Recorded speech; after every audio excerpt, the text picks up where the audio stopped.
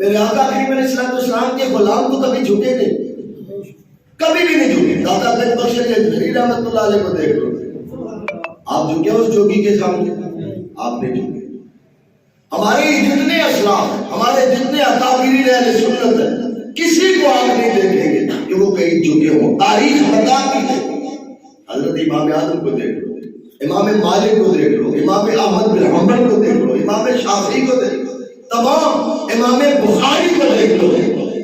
ہمارے جتنے بزرگ ہیں، جتنے اسلاف، ہمارے اکابرین اہل سنت، تاریخ گواہ ہے، کبھی نہیں جھکے. اور صحابہ تو پھر ہے بڑی شان والے، صحابہ تو ہے ہی بڑی عظمت والے. حضرت عبداللہ بن حذیفہ رضی اللہ تعالی عنہ، آپ نے ہاتھ میں تلوار پکڑی ہے اور بادشاہ کے دربار میں کھڑے، اور بادشاہ تھا یہودی، کافر بادشاہ تھا. اس نے دیکھا کہ میں عبداللہ کو کیسے اپنے مشن سے ہٹا سکتا ہوں. اس نے کہا ایسا کرے آپ مال و دولت لے لیں، عیش و آرام کی زندگی گزاریں. کیا آپ نے مشکل میں آپ نے آپ کو ڈالا ہوا ہے، آپ آئے آرام کے ساتھ رہیں. حضرت عبداللہ بن حذیفہ رضی اللہ تعالیٰ عنہ بڑے جلال میں آئے اور آپ نے فرمایا سن، تو دیکھتا نہیں میرے ہاتھ میں تلوار لی ہوئی ہے، ہاتھ میں میں نے تلوار پکڑی ہوئی ہے، میں دنیا کے مال و دولت کو کچھ نہیں سمجھتا. تو یہ نہیں جانتا کہ میں تو محمد عربی صلی اللہ علیہ وسلم کا صحابی ہوں. میں نے دین ان سے سیکھا ہے، میں نے دین ان سے سمجھا ہے. میرے لیے یہ مال و دولت کوئی حیثیت نہیں رکھتی. میں محمد کے در کا فقیر ہوں، مجھے محمد کے در کی ابتدائی نے تو جہان کی بادشاہی عطا کرتی ہے. نے کھڑے ہو کے صاف اعلان کیا، کہنے لگے یہ لالچ نہ دے مجھے، نہ میں اس لالچ میں آنے والا ہوں. میں نے تو ہاتھ میں تلوار پکڑی ہے، میں شہادت کو سینے سے لگانے والا ہوں. میں دنیا کی دولت کو سینے سے نہیں لگا سکتا، میں تو شہادت کو سینے سے لگانے والا ہوں. ہمارے لیے تو شہادت احسان ہوا. اب اس بادشاہ نے اور چال چلی. اس نے کہا چلو ایسے کرتے ہیں، تمہیں کوئی نہ کوئی وزارت دے دیتے، تم ہماری مملکت کے وزیر بن جاؤ. اللہ اکبر. آج آپ دیکھیں نا ہمارے حکمران جتنے بھی ہیں، 55 یا 57 ملک ہیں اسلامی، تو ان کے حکمران کیا کر رہے ہیں؟ بادشاہی کے نشے میں کھوئے ہوئے ہیں، وزارتیں تقسیم ہو رہی ہیں، لالچ دیا جا رہا ہے اور ان کو خریدا جا رہا ہے، اور حکمران حق کی آواز کو بلند نہیں کر رہے. حق کی آواز کو بلند نہیں. اگر کوئی سوال کرے، کوئی آواز اٹھائے تو اس کو بھی جیل میں ڈال دیا جاتا ہے کہ تو نے سچی بات کیوں کہی. لیکن یہ ہوتا چلا آیا ہے، آج کی بات نہیں ہے، یہ ازل سے ہو رہا ہے، ہوتا رہے گا.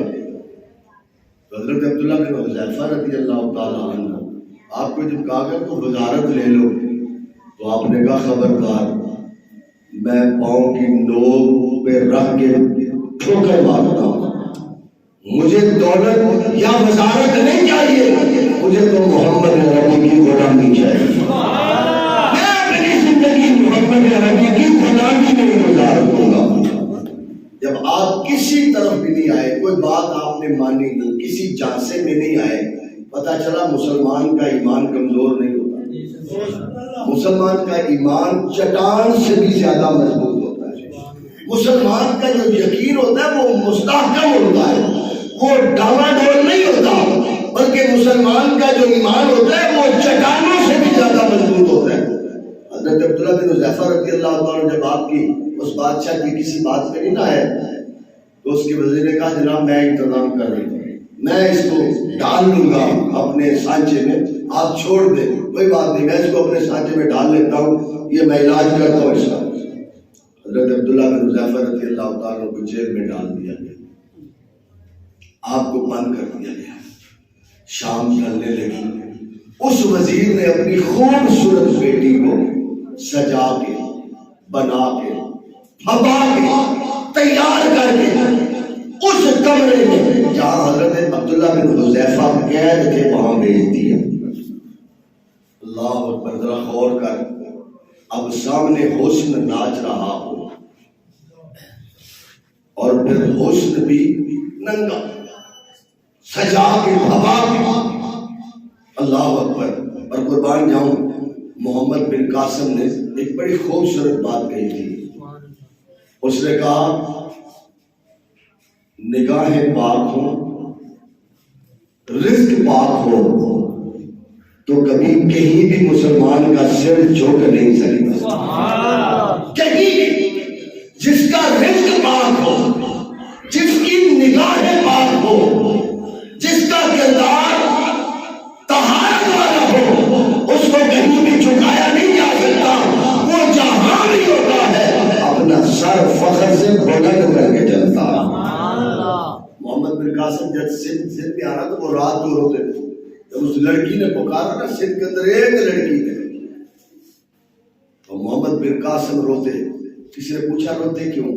کہا روتا اس لیے ہوں، تیاری بھی کر رہا ہوں لیکن میری فوج کو تو راستوں کا بھی نہیں پتا، ہم کیسے فتح حاصل کریں گے۔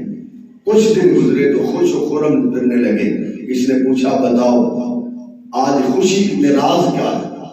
تو محمد بن قاسم کہنے لگے وہ نوجوان، وہ غیرت مند نوجوان، وہ کہنے لگا میں اس لیے خوش ہوں، میں نے پتا کرا لیا ہے وہ سارے کے سارے ناپاک نگاہوں والے ہیں، ان کی غیرت ختم ہو چکی ہے، ان کا ضمیر مردہ ہو چکا ہے، اور جن کا ضمیر مردہ ہو چکا ہے ان کو فتح کرنا کوئی بڑی بات نہیں ہے۔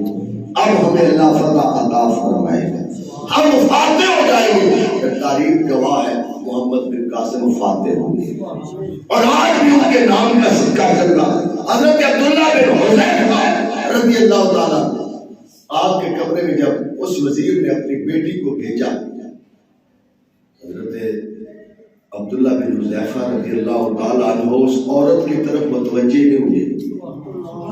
پانی بھی نہیں تھا، پانی بھی جیل ہو اور سہولتیں ہو، یہ تو ہو نہیں سکتا۔ یہ تو آج کا رواج ہے نا، یہ غریب کے لیے جیل اور ہے، امیر کے لیے اور ہے، وزیر کے لیے اور ہے، بادشاہ کے لیے اور ہے، یہ تو آج کی بات ہے۔ تو پانی تو موجود نہیں تھا، قید تھے آپ نے کیا کیا؟ فوراً تیمم کیا، فوراً تیمم کیا، اور آپ نے نماز کے لیے نیت باندھی۔ آپ سلام پھیرتے پھر نیت باندھ لیں، سلام پھیرتے پھر نیت باندھ لیں۔ ساری رات گزر گئی، حضرت عبداللہ بن حذیفہ رضی اللہ تعالیٰ عنہ آپ نوافل پڑھتے جا رہے حتیٰ کہ صبح ہو گئی۔ جب صبح ہوئی تو وزیر آیا، کہا بیٹی بتا تو صحیح ہمارے مشن کو کامیابی ملی یا نہ ملی؟ تو جلال میں آ کے بیٹی نے کہا خبردار، آج کے بعد تیرا میرا باپ بیٹی کا رشتہ نہیں رہا، آج کے بعد تیرا اور میرا باپ بیٹی کا رشتہ ختم ہو گیا۔ کہا بیٹی تو کیا کہہ رہی ہے؟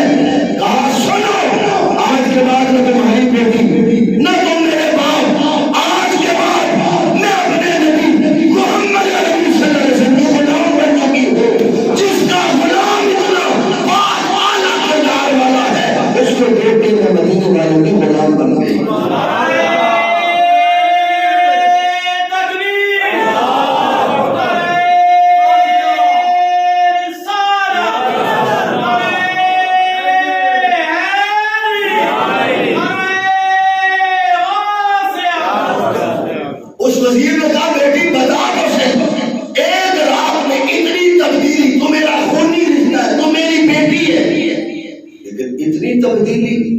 اتنا فرق کیسے پڑ گیا؟ کہا جب تو مجھے رات چھوڑ کے گیا اس نے ایک بار بھی آنکھ اٹھا کے میری طرف نہیں دیکھا، اور دیکھتا بھی کیسے؟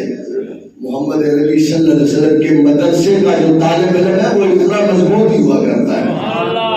حضرت عبداللہ بن حذیفہ رضی اللہ تعالیٰ وہ لڑکی کہتی ساری رات ایک لمحے کے لیے آنکھ جھپکنے کے وقت میں بھی اس نے میری طرف دیکھا نہیں، نہ میری پرواہ کی۔ اس نے نہیں دیکھا کہ میں بیٹھی ہوں، یہ اللہ کی بارگاہ میں جھکا رہا ہے، ساری رات اللہ کی بارگاہ میں حاضر رہا ہے۔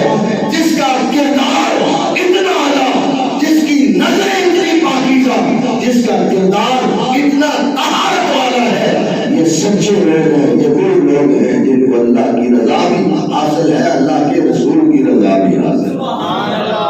حضرت عبداللہ بن حذیفہ رضی اللہ تعالیٰ عنہ، اللہ اکبر، آپ کی زندگی کو دیکھیں تو صحیح نہ، آپ ادھر ادھر نہیں کھوئے، رعنائیوں میں نہیں کھو گئے۔ اے جوان تو بھی غور کر، ہمارے بزرگ تو پھر بھی کبھی نہ کبھی نماز کی طرف آتے ہیں۔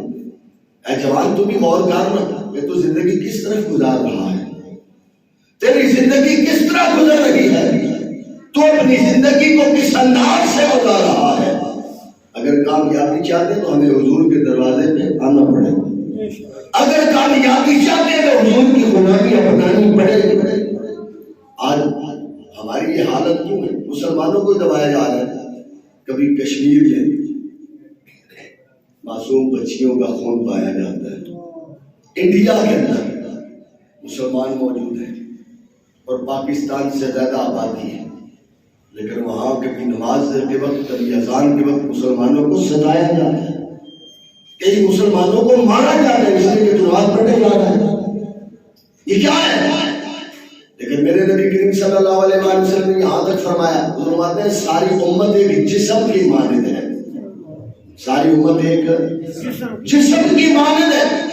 جسم کا کوئی حصہ متاثر ہو تو سارا جسم اس کی درد محسوس کرتا ہے، لیکن امتی فلسطین میں مسلمان کٹ رہے ہیں اور پاکستان کا مسلمان عیاشیوں میں کھویا ہوا ہے، فلسطین کے مسلمان لڑ رہے ہیں اور پوری دنیا کے مسلمان جو ہے وہ اپنی زندگی مرضی کے مطابق، منشا کے مطابق گزار رہے ہیں۔